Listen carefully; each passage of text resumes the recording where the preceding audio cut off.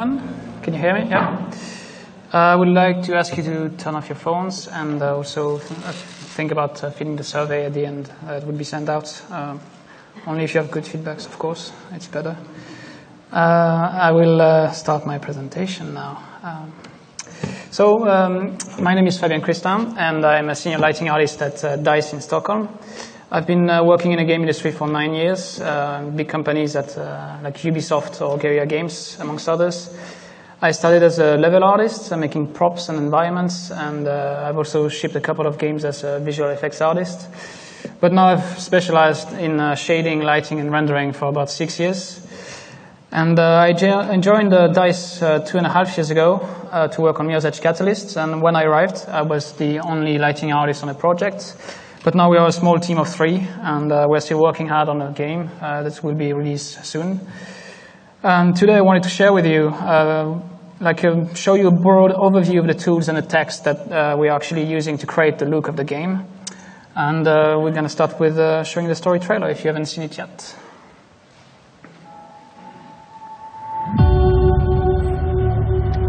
I once knew a young woman who would defy anyone and anything in order to do what she felt was right. But you're clearly not her. You're broken. Anything having to do with Gabriel Kruger, we need to stay miles away from. I thought that this would be a... No, you didn't think, Faith. You never do. Don't get lost.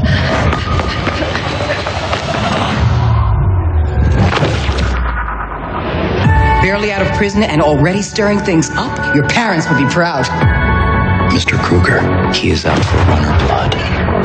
Whatever it is you stole from him must be very valuable.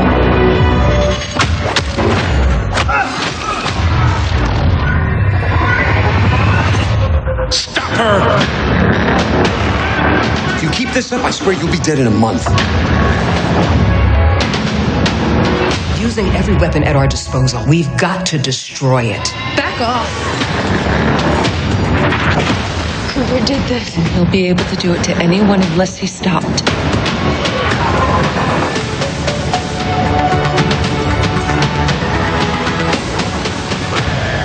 Get out of my sight! That's it? What else is there? You're wrong. I'm not broken. Prove it.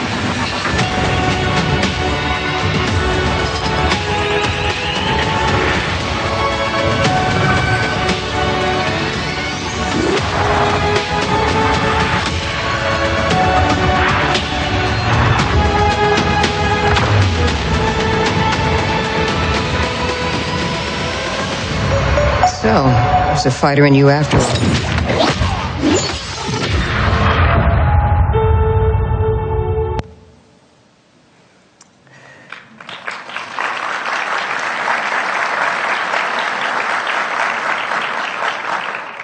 Thank you. First, let's do a quick recap about the first Mirror's Edge. It is still today a pretty unique game, and not only because of its parkour gameplay that was really refreshing at the time, but also because of its very recognizable art direction. The lighting played a big role in the art direction, where highly saturated surfaces would bounce the lighting and colors in a realistic manner. And all the lighting in that game was static. They used Unreal Engine 3 and Beast to render high-resolution light maps up to 1 pixel per centimeter. And they also baked all the directional irradiance to properly reveal the normal maps, which means that each surface ended up using 3 light map textures. And each level, which were rather small, there was a succession of small corridors, pretty much. They took 25 hours to render on a render farm of about 50 machines. So everything was supported by the fact that the level design was linear and highly scripted. But for Mirror's Edge Catalyst, the game directors had much bigger ambitions, because we wanted the player to have a real sense of freedom, and we wanted him to have the city as a playground. We wanted him to be able to explore the city by day and by night, and the world had to feel alive to provide a great sense of immersion. And also something that we don't really talk about, but in general, this game is a reboot. This doesn't have any connection to the first game story-wise, and the narrative director, Christopher Emgord, took the opportunity to create a very strong backstory to the City of Glass with its faction, its hierarchized society. And he also wanted the player to be part of the rise of Faith as an iconic heroine, as she becomes a catalyst to much bigger events. And the best way we found to tell this story was to use cinematics. So all these decisions came as challenges, and this is what I want to talk about today. I'm going to talk about how which tools and which tech we use to create a time of day system, because the other games using Frostbite, they had done that earlier, like the Need for Speed games and Dragon Age Inquisition as well, but they didn't have PBR, and they didn't need the same lighting quality as you would expect from a Mirror's Edge game. And that actually was a very big question. Can we even make a Mirror's Edge game with dynamic lighting? We saw that the first one was relying on very high resolution light maps, and that we would not be able to reuse that tech. And then there are the cutscenes, which are really demanding in terms of shading, lighting, animation, and we really want the player to connect with the characters. So we spend a lot of time working on that. And then the last topic, which is going to come often during the presentation, is how we use the physically based rendering to render stylized images. So first, I'm going to start with fundamentals. I'm going to be very quick about it because PBR, everyone knows now it's pretty much a standard in the industry. It's so GDC 2014, and so I just want to say that we're not using Unreal Engine like the first one. We're using Frostbite, and Frostbite transitioned to PBR in 2014. When I arrived at DICE pretty much, and that was a great timing for me as a catalyst because the production just started and we had the opportunity to collaborate with Frostbite and help them design some of the rendering features.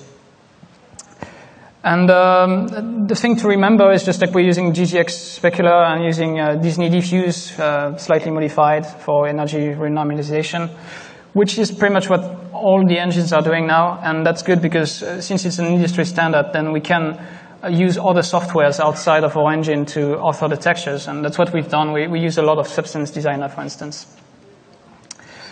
So I feel like it's actually much simpler for an artist to create content with realistic shaders with PBR. So it's just you have to follow basic ground rules, like the base color, you need to maintain your range. We use between 40 and 230, and we're very picky on the white values because our game is mostly white, and we wanted to have some difference in the whites, but we never wanted to actually go above 230 because we may end up in some problems with overblown whites, maybe.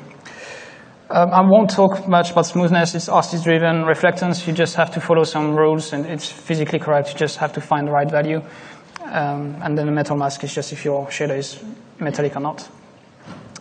So it felt pretty natural to use PBR for dynamic time of day because it would help us to get proper shading and rendering in different lighting conditions with accurate reflections of the environment.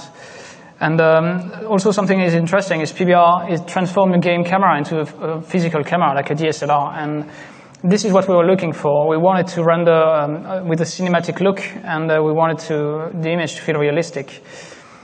And that's something also that I really appreciate now as a lighting artist, is that because you need to know some stuff about cinematography and photography, then you have to leave your computer sometimes, go out and shoot and gather references, and that's actually pretty fun because, yeah, it's part of your job.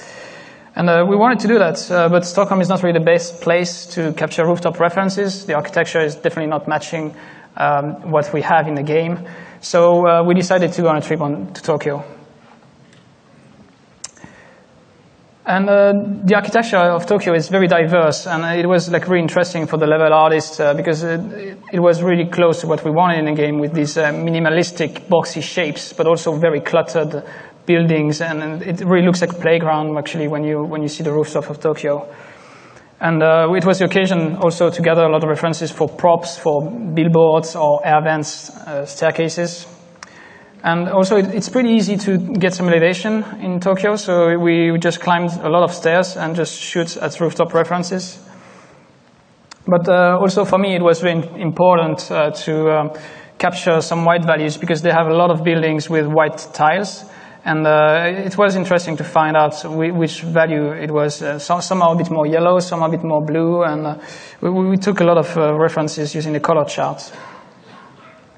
And also to take some lighting references, because you have some futuristic design in some skyscrapers, like you have these emissive walls with a neon behind the glass, or you have those street lights. And also get some like different corridors. It's the same corridor, but it's just at different places, and you see how the lighting differs. Like you have the neons, you have the spotlights, and you have the recessed lights that you don't see. And the lighting is really important to the environment storytelling and to give a mood to the place. And it was also the occasion to capture a lot of time lapses, because I know it would be a really interesting reference for our living world experience. And the thing when you capture it yourself that is good is that you also can shoot in RAW, and you can also capture all the EXIF data. And it's really interesting because then you can create curves out of these data for camera exposure, for instance, or white balancing. And then I would be able to reuse this information into the game.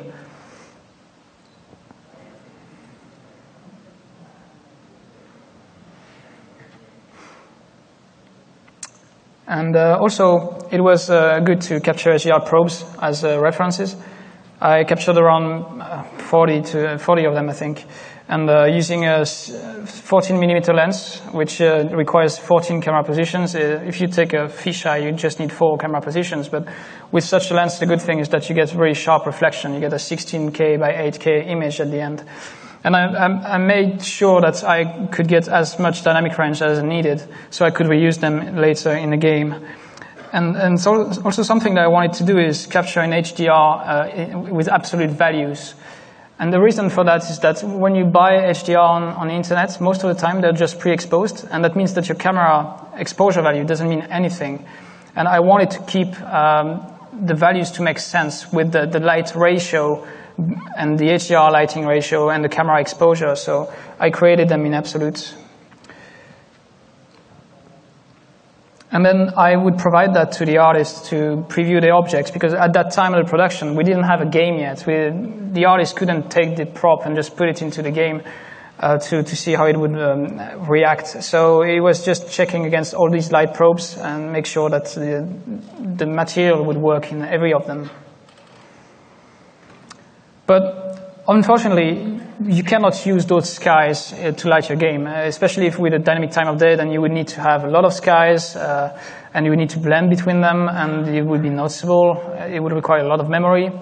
And if you want to have the clouds part of the HDR, then you need a really high resolution, otherwise it would be a bit mushy, so it just wasn't possible. But then we thought of a tech that can give us HDR and physically accurate skies for cheap, and that's the physically based sky. So the way it works, you provide scientific values to the composition of your atmosphere. And here, for instance, I'm changing the Rayleigh scattering coefficients, which control the amount of molecules into the atmosphere. And you can see how the light gets absorbed by it. If you add more molecules, then it becomes warmer, and if you remove some, then it becomes bluer. So that setting is pretty much to find the right blue to your sky. Then you have this Mie scattering, which is the number of particles in the air, and it controls the forward scattering of your light, what's happening when you're looking at the sunlight. To keep it simple, it's actually what you need if you want to make like a Los Angeles smog. You just like push the Mie scattering, and it would just absorb the light and create like orange skies. And then we have the ozone, which is really nice to control the purpleness of the sky, because by default, the sky on Earth, if you use the real values, it kind of looks sometimes a bit too yellow or green. So if you want to give something a bit more purpleness, and use the ozone percentage. And then once you've tweaked your composition of the atmosphere, then the sun does all the work for you. You just input the sunlight intensity, and on Earth, on a sunny day, it's going to be around 100,000 lux. And then it would illuminate the sky. And as you see, as the sun rises up in the sky, then the lights get scattered in different ways and just change colors and give tones to the sky. And something that is maybe not obvious, in a lot of physical sky and sun system, you only have one light source. And actually we found out that we needed two, one for the sunlight and one for the moon. The reason is that when the sun goes under the horizon, it still affects the sky, and you cannot just think that you would take it and put it into the moon position. That you would lose the twilight if you would do that.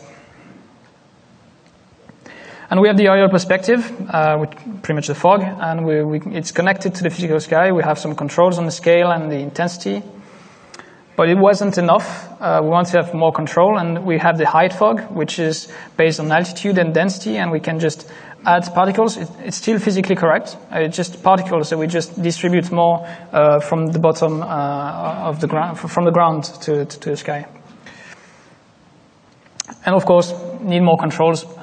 So we didn't want to occlude too much the background, so we added a clamp value. And we also added the possibility to add colors or to multiply with a color. That would be useful for night to fake some light pollution coming from below. For the clouds, we're using 2 cloud planes. It's just simple alpha textures, but then we have settings of absorption and thickness, and also we can control the light phase. And it really relights nicely automatically with the physical sky. And yeah, you can see I tweak the absorption. It just creates more thickness, and then it blocks the light completely. Overall, the sky and clouds system, it just costs 0.75 milliseconds on the console, which is roughly 0.35 milliseconds more than a static sky, so it's not that expensive. And you're going to see that it's going to happen a lot of time in the talk. We always want more control. We just get a concept from the art director that said, like, I want this blue sky, I want them deep blue like this. So you just look at your sky and say, yeah, it's physically correct, but it's not deep enough. You don't get what you want. So you ask the coders, say, like, can I have more controls on the color of the sky? And say, like, no, we cannot really give you control. If we give you more control, it's not physically based anymore. It's just a sky. So you have to prove the points, and just showing, like, even in real life, you can actually get deeper skies. And we do that in photography often using a circular polarizing filter. We just see, like, the clouds just pop out more, and then the sky becomes darker. So they agreed at some point, and they say, okay, we're going to have a Rayleigh scattering multiplier, which allows to completely multiply the blue from the sky. So if we look at the previous sky that we had before, it was not deep enough. Then we divide the Rayleigh scattering intensity by 2, and we get something much more dramatic, and it's actually really close to the concept. And another issue that we had as well is the aerial perspective. It's really nice, but it doesn't know anything about the environment. It doesn't know anything about the building. So when you have the scattering from the sun coming, it actually leaks through the buildings. So we had to add a Mie scattering multiplier as well. And you see, I can completely turn off the scattering from the sun. And we ended up doing that. Like, we didn't use the Mie scattering from the physical sky in the end, because we replaced it with another tech, which is the forward scattering light shafts. So it's simple light shafts, extruded from the sky using the sky alpha. It's really nice, but when it's connected to the sky, to the physical sky, then it gets the proper tone, it gets the proper colors, and it works pretty easily. I didn't have to tweak much. And then, so we have a sky, it's working with the control that we want, but it doesn't mean that you have your time of day. Time of day is much more than that. So you need to create a clock, you need to connect everything together, to connect the celestial rotations, the sun, the moon, the stars.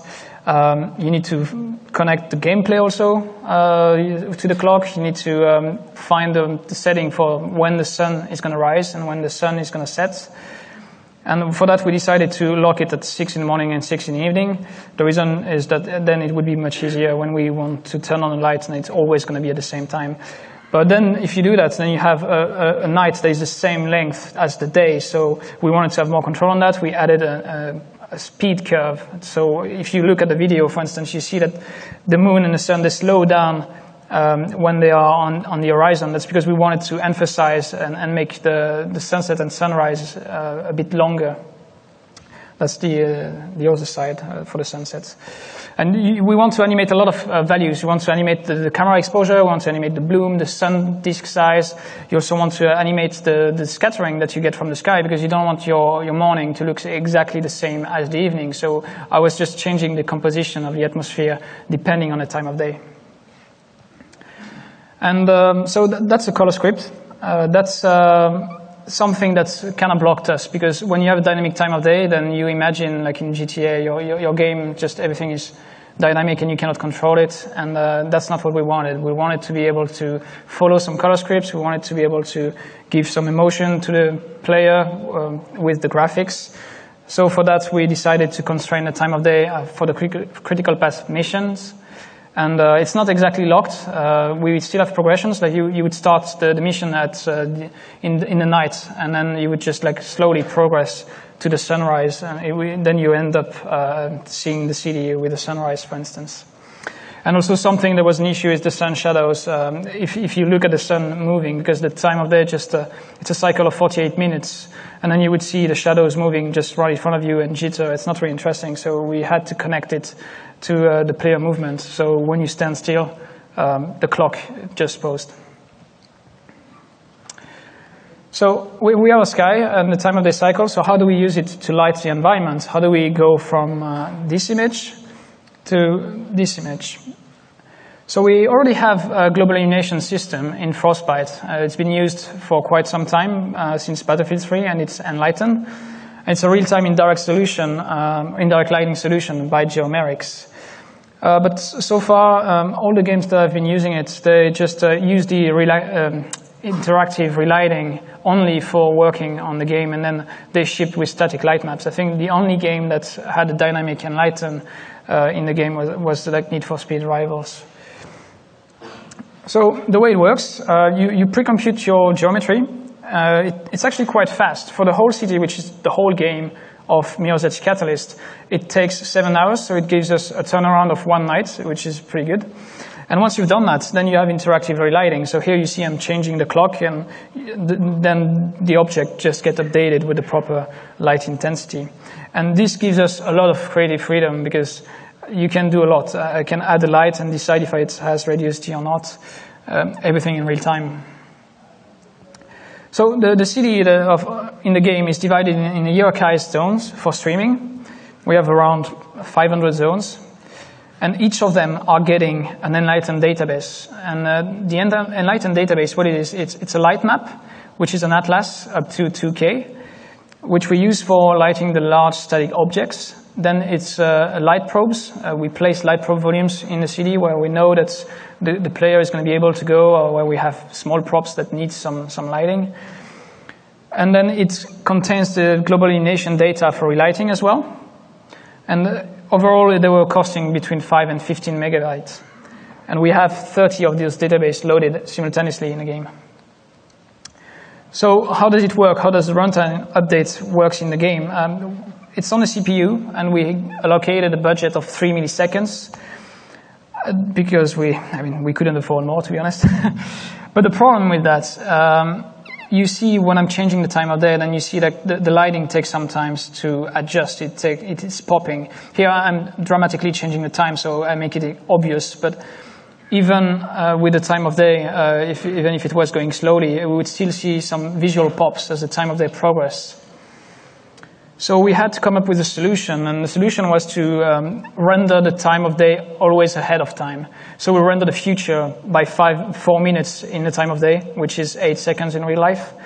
And then we store 3 light maps. We have the one that we are currently seeing in the game, then you have the next one that is going to blend to, and then the next one that is going to be solved by Enlighten. And we kept the possibility to switch back to instant updates in case we wanted to have a light that would turn off, and we want to have in real time the radius T turn off as well. So that's how it looks in the game now. It's pretty old content, but it's just showing the point that you don't see any popping coming from the lighting. Everything just blends smoothly in a time lapse.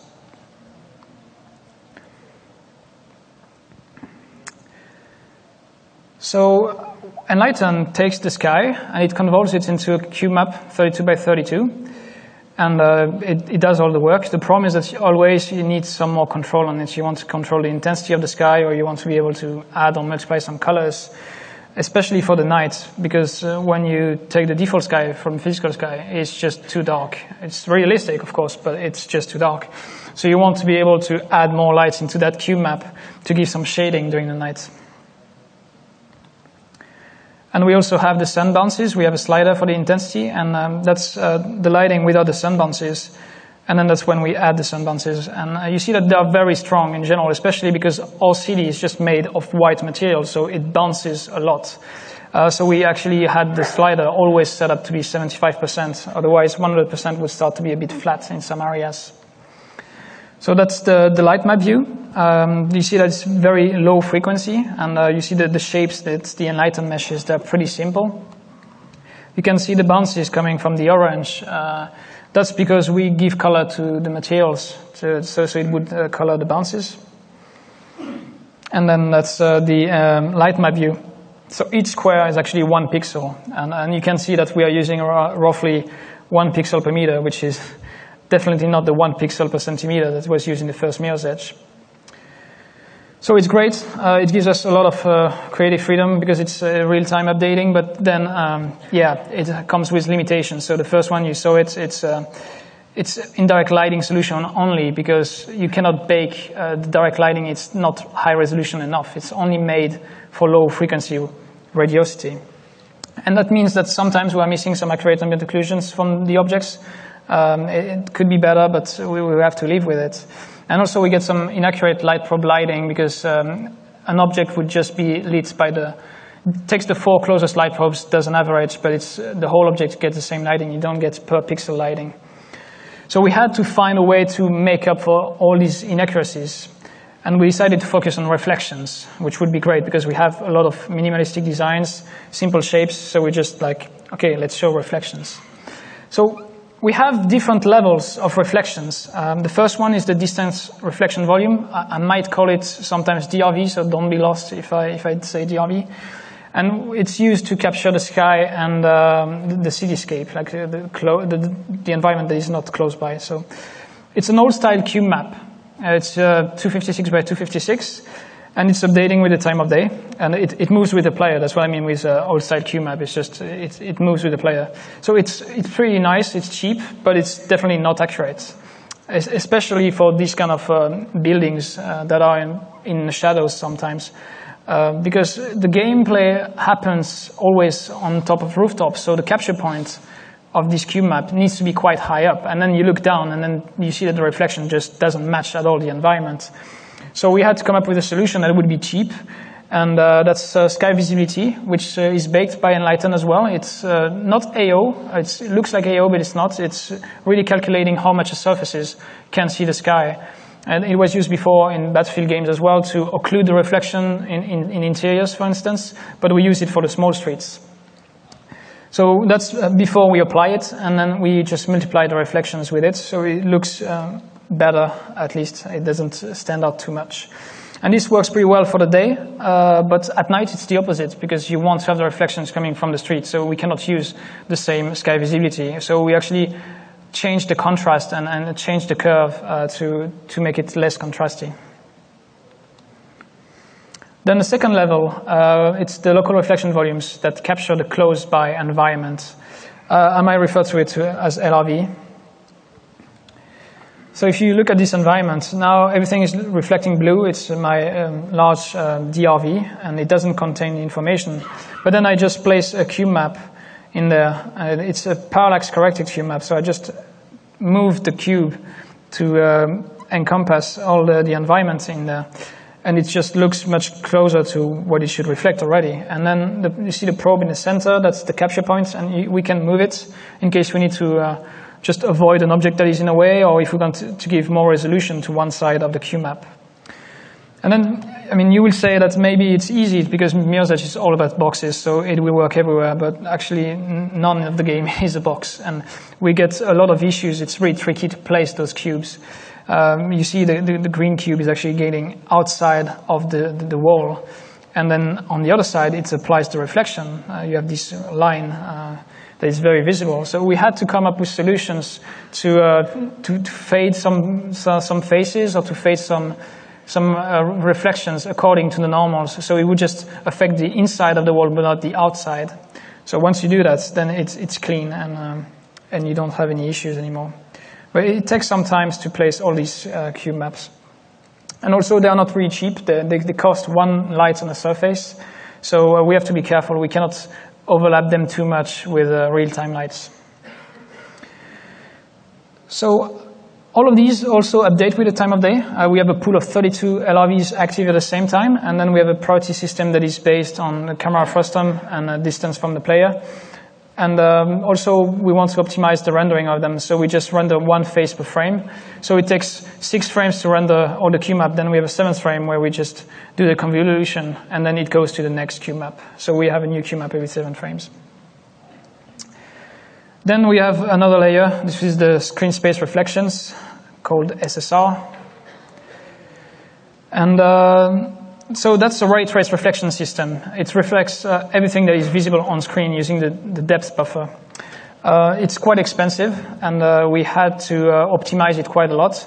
So one optimization that we used was using adaptive sampling based on the surface roughness, because you need to have more samples for a rough surface that would scatter the rays in more directions. But if you have a mirror reflection, you just need one ray. It would be accurate enough.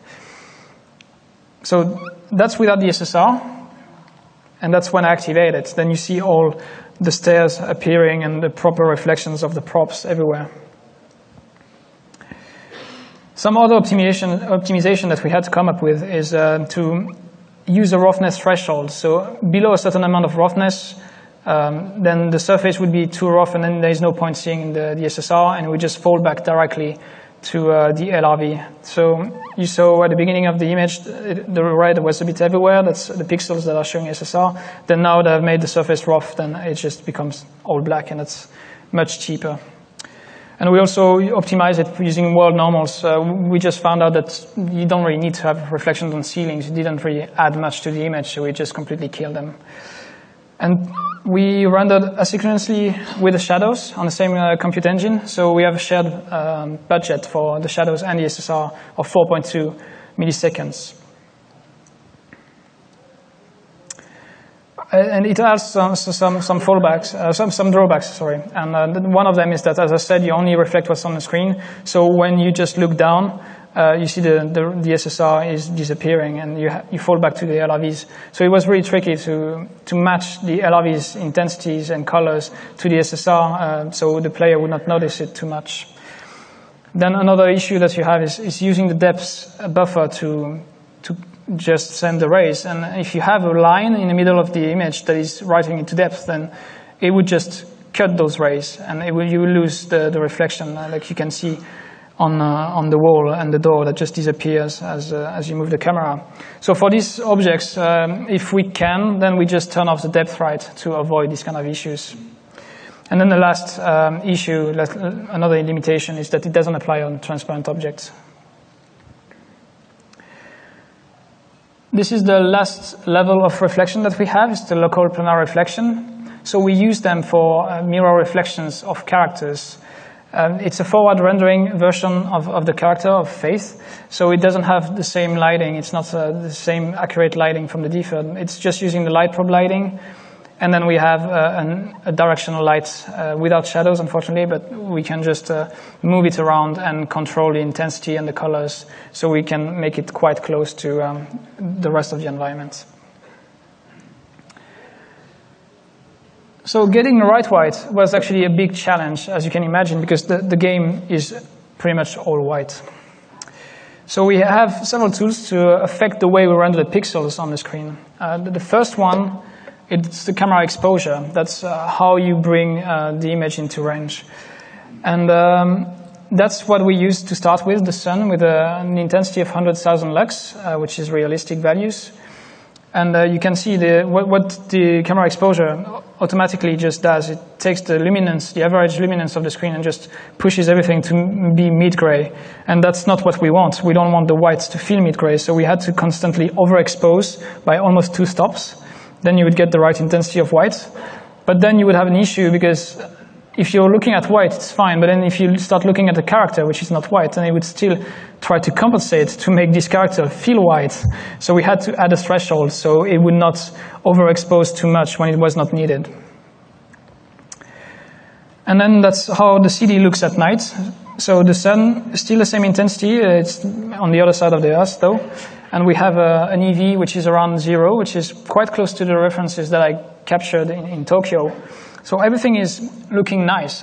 My night is correct, my day is correct. But then there is a moment in time which we didn't like, and that was the sunset. There is a moment, and it's the same in real life, where your sky contribution is stronger and much stronger than any local light that you would place in your world. And we didn't want the game to feel boring and flat at this time. And also, we needed always to have the local lights to guide the player. We didn't want them to completely disappear. So we tried something by lowering the sun intensity to 1,000 lux instead of 100,000 lux. And then you see that your lights just appear. By just changing the sun intensity, the lights appear. The only difference that happens is the EV is a bit different. The exposure value, yeah, I mean EV. So I was quite happy with the ratio between the local lights and the sky if I use the sun of 1,000 lux. So I just compared how does it affect my daytime then if I use 1,000 lux. And the good thing with the physical sky is everything is driven by one intensity, the intensity of the sun. So if you compare between 1,000 lux and 100,000 lux, it's pretty much identical. The only difference is the camera exposure value. So we were pretty tempted to use 1,000 lux. And then we saw another issue, which is when you're inside a building and then you look outside, then you get overblown exteriors when you have a sun that is 100,000 lux. And it's realistic. If you take a camera, if you take a picture, I think you would get the same thing. But you don't really want that. Like we don't want the player to see the game through a camera. We want it to feel like it's a human eye. And the human eye has much larger dynamic range. So to fix that, again, we just lower the sun to 1,000 lux, and it looks much better. The exterior is still a bit overblown in the background, but still it feels more accurate. You have some adaptation, but it's just a few stops. It's not like 10 stops that need to be compensated. So in the end, we just took the decision to not go for PBR values for the sun, and we just used a sun of 1,000 lux. Then the second tool to get the proper white, it's the tone map curve, which converts the high dynamic range from the engine to a low dynamic range image, the one that you get on the screen in the end. And this is how the image would look if we use a simple linear to sRGB curve, which is pretty nasty. You just have very burnout whites, and it's never, you never want to use that kind of curve. So we tried the filmic one, which is one that is used by most games today. But it is really good because it brings a lot of white into range. But for us, it was bringing too much because it compresses so much the white that you lose some contrast in the white. And yeah, Mirror's Edge is all about whites.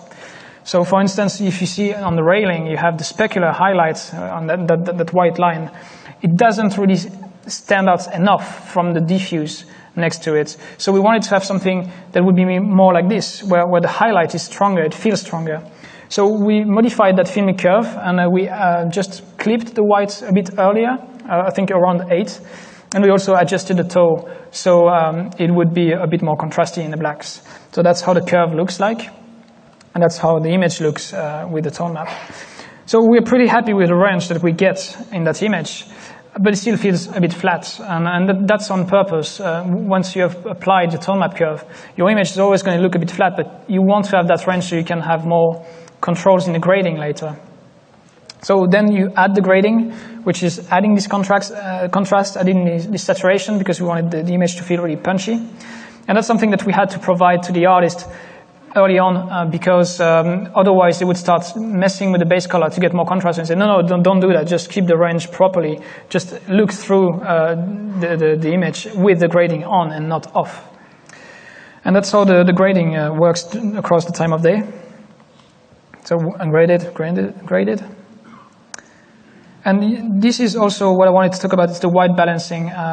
We do that in the grading. And you see that the lights at night are a bit warm. It's not very strong, but they are a bit warm, and we wanted them to feel white at night. So we just white balanced them, and that's pushed the image into a blue range, which is actually what we wanted, by just like switching a bit the color temperature of the image. But you don't want to overdo this kind of white balancing, because if you would do that on a sunset, it would not look like a sunset anymore. You still want to have the yellow tone on your image. And that's something that's, we had some struggles at the beginning, because the game was all white boxes. We didn't have any colors, any contrasts. So people would be complaining, like, it doesn't feel white. At the sunset, it's a bit brownish or a bit yellow. And I say, like, yeah, just wait, just add colors, just add contrast, and you're going to see that the color relativity, which is your brain sees it white just because there is a color next to it that make it stand out, and you just understand what value it is. So we didn't overdo it for the sunset. So I'm going to talk now about the local lighting. So we have a bunch of tools, all physically correct, physically based. So we start with the intensity of the light. We use lumens or candela per square meters. That's in nits, that's the same. And we have a realistic decay rate also coming from the light. Then we have color temperature. We can easily find a color between blue and orange using a Kelvin temperature. Or we can just choose any RGB color that we want. Then we have IES photometric. Really nice if you want to give an architectural feel. Like that's the thing that every V-Ray renders use to fake the reflectors inside the bulb and these kind of things. And then we have the area lights, which are interesting because then you have a shape and you have a size to your lights, and it gives much more realistic specular to do that. So the problem is that they were a bit expensive, so we were very careful to not use too many of them. I'm going to start with the intensities. I told you it's real intensities, but the problem is that it's really hard to use for a couple of reasons. One is that the intensity only works for point lights. If you take a light bulb, this one is 204 lumens. If you would take that value, put it into your light in the game, it would work only if it's a point light. If you do that to a spotlight, then it doesn't work. It doesn't give you the right intensity. And the reason why is that those light bulbs, if you place them in real life, you would place them into a lamp that has a reflector that would just refocus the lighting, and that just changes its intensity in the end because the lumen is like omnidirectional but not directional. So one tip that I would give you for any lighting that you would be doing is that don't really spend too much time finding the right values for your intensities. Just set up your proper camera exposure. Like if you know that the interior of a mall is going to be an EV6, and set your camera to EV6, and then you just place your lights to give the color and the intensity that you want. And also the realistic decay, it's nice up to the point where it's not nice anymore because sometimes you want the lighting to feel more ambient, and you don't want to see like the center, you don't want to see a decay that feels like there is a blob somewhere. So we just added an attenuation offset that would give us the possibility to fix that, to make them more ambient. And also when you place the light very close to a wall, then you end up sometimes clipping into the whites because the intensity is too strong. So with the attenuation offset, it's very subtle, but you see that we just don't burn it too much, we just bring the values into range. Then we use the light for radio ST using Enlighten as well. The problem is that you saw that the resolution is really low. So that means that the sampling is really sparse. And as I move the light on that wall, sometimes you see that it bounces and sometimes you see that it doesn't. And that's pretty tricky because it's never really accurate. So we had to find some ways to do that. Either we would just make the light bigger, which sometimes is interesting for your game because it gives more directionality to your game and shadows as well. But sometimes you cannot afford it, so you have to just create a radio ST only lights next to it. I'm going to have to speed up because I'm a bit late. Then you have the radio ST color scale, which gives you the possibility to control how much bounce you get from that light. And I wanted to keep the control also on the colors, so we could change the scale depending on the channel and give some color shifts sometimes. So I have a yellow light and I just can give the bounces a bit of red tone that would make like as if the light was losing some temperature. Performance-wise, we're using a tile deferred lighting, which is it just splits the screen in 8x8 tiles. So you can see here that the numbers are the amount of lights that touch the tiles, and that means that we can afford a lot of lights, which is really good. You have a budget for the lighting of 3.5 milliseconds. But if you can afford a lot of lights, then you also want to be able to afford a lot of shadows, otherwise it would be sometimes leaking through geometry. So we had a budget of 8 shadow casting lights, and we found a way to optimize them as much as possible by caching them if there was no dynamic objects entering the light bonding volume. And we also hand tweak all the fade distance manually, so we just control exactly when the shadow can fade without being noticed by the player. Now let's talk about the image stylization. It's a talk about the post effects. This is a raw image that I would get from the game. And then what we do to this image is that we add first some Gaussian bloom. And we have a really nice Gaussian bloom that allows us to pick a color per pyramid level, per level of blurriness, pretty much. And that's nice because then you can give some color shift to the bloom. It doesn't have to stay just monochromatic. So it's pretty useful. We also added the possibility to have a vertical stretch and an horizontal stretch. And we also added lens reflection. So we take that bloom and then we transpose it into the camera and distort it as well. And then when you move, then you see some stuff happening on the edges of the screen. And it's very subtle. You don't want to be too much because otherwise the player would be so annoyed by that. But you just want to give a bit of a futuristic feeling with that. And then we add the simple volumetrics. It's very simple spheres. They are additive, and we use that to add depth separation and to add some ambience around the lights. And it's also very nice to use for creating color shift. You have a light that would be maybe white, and then you just add this sphere and just color it a bit in blue or purple, and then it gives more range to your image already. So if we look again back to how it is without any post effects, and then with the post effects, it gives something more, it looks more like a concept, something that's less 3D. Then we wanted, for the living world, we wanted to have a lot of videos on the buildings, commercial billboards and newscast playing. And for that we had to create a system which is linear media streaming. And it's a very nice system. It just has allocated buffer, and it just puts the right MIP map and the right resolution of the video that you want to play according to what you're looking at, distance from the player. And so we ended up having a lot of videos playing in the game. And then the good thing with that is that those videos can output an average color, and this average color we can connect it to whatever we want. So we connected it to the simple volumetrics that I showed you before, and then to the light color as well. And that really gives life during the night. We just light the whole environment with one screen. And those screens also, we use exposure compensation for them because I think they may do that actually in real life. If you don't want your screen to disappear and to feel really dark during the day, then you need to have a very strong intensity, and then at night it would just blow up. So we just exposure compensate it so it's always the same intensity during the day and during the night. So I talked about the cutscenes. I wanted to show you how we worked on the characters to try to make them believable so the player would connect to them. So we started with scanning faces from models, and from those scans what we extract is the mesh and the diffuse texture. Only the diffuse, we use a polarizing filter to remove the reflections. And then we also ask them to do some poses to just scan the wrinkle maps. But in the end we didn't use any of those scans one-to-one. We wanted to have stylized characters, so this was just as reference. And one issue also with that is that we were missing reflection information from those captures.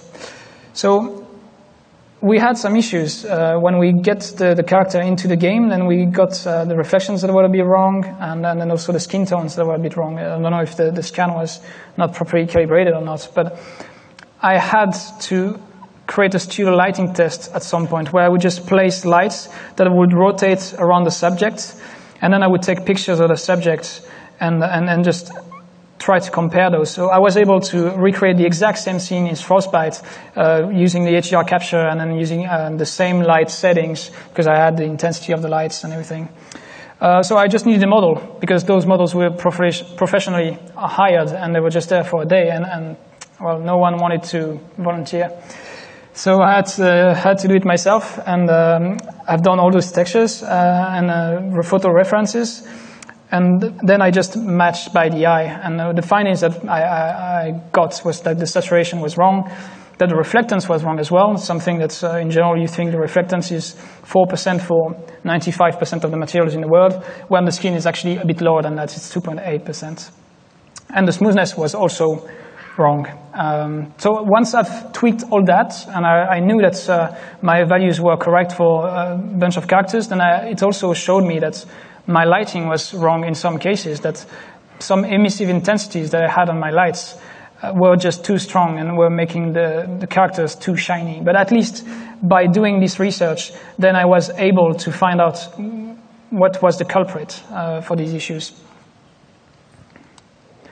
So that's what we have in the end for Faith, where you see all the textures that we use for her.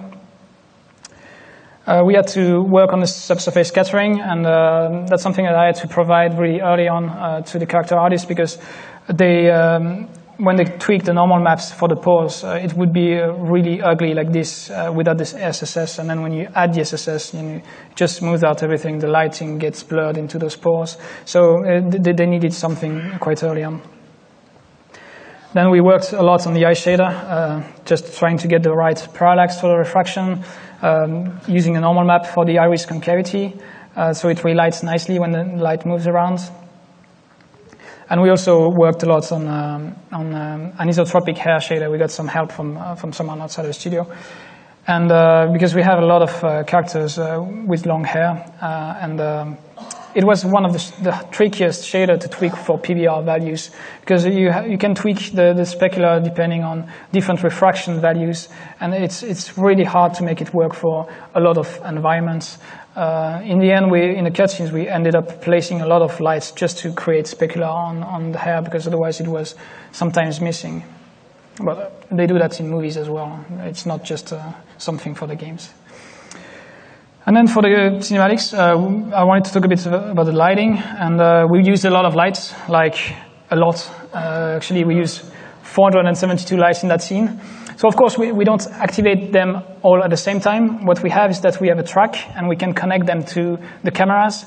So it was really easy and quick to create different light rigs per shot. And that's how much love we put into the cutscenes. We have like sometimes 30 lights that we just change every shot. So I wanted to show you a breakdown of how we light just a shot in lighting in the cutscene. So we start with the base lighting that is purposefully dark.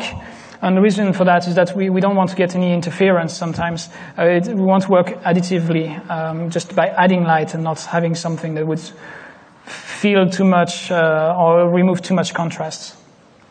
So then we add a key light.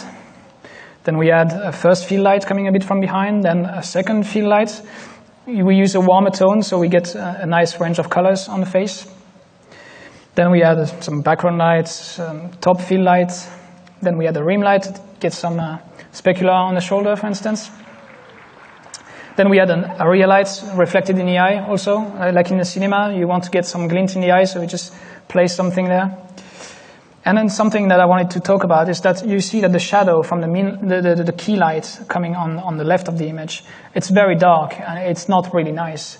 And usually what you could do is just place more lights just to fill the lighting in these areas.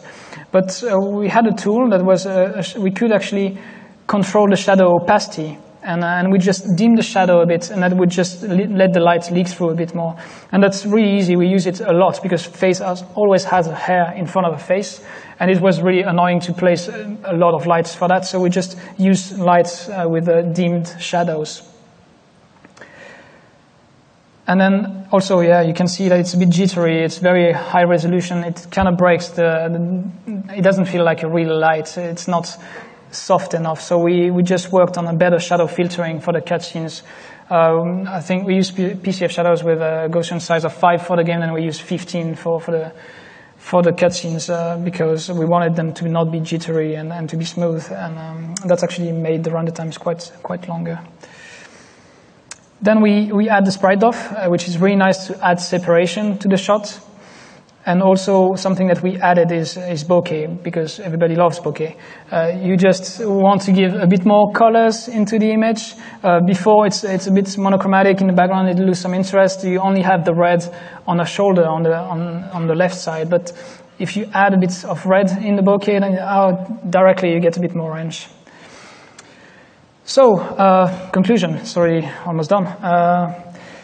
What I wanted to talk about today is that if you're making a game using PBR, then you need to know your PBR. You need to gather references. You need to respect the ground rules of PBR, because especially if you're using a dynamic lighting, it won't forgive. If you start making mistakes in these things, you would get problems all along the way. So know your PBR, until you break it. Once you've mastered it and you know exactly what you're doing, then just break it and make up for all the inaccuracies, the light intensities, the light bounces that are missing, all of these, just feel free to break it. The point is just to enhance the visuals. But stay in control, like don't try to fix the wrong problem with the wrong solution. Because if, for instance, the skin tones that we had, the first solution that we had is like, oh, maybe it's the saturation that is wrong, let's just fix it in grading. But if you start fixing stuff in grading, then you lose the saturation on all your walls, and we didn't want that. So that's why I had to do some proper testing to find out, is the texture wrong, or is it the grading, or is it the lighting somewhere? You just need to really be careful about these things. And yeah, final sentence, final phrase, the results, it was matter. Just think that the player doesn't really care how you make stuff. PBR is a tool, and just use it to get what you want. Don't be stuck by that. I wanted to quickly thank everyone on the Mirror's Edge team that are still working very hard on the game now. That's all the people that affected the image rendering at some point. Also the Frostbite rendering team who supported us with some features. And the two guys who made the physical sky, they were intern and then they got hired by Ghost in Gothenburg. Questions? We have 4 minutes.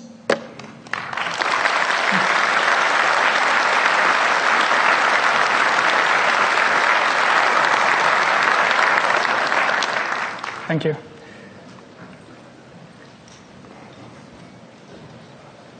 No questions? If anybody has a question, we have microphones in the middle of each aisle. Okay.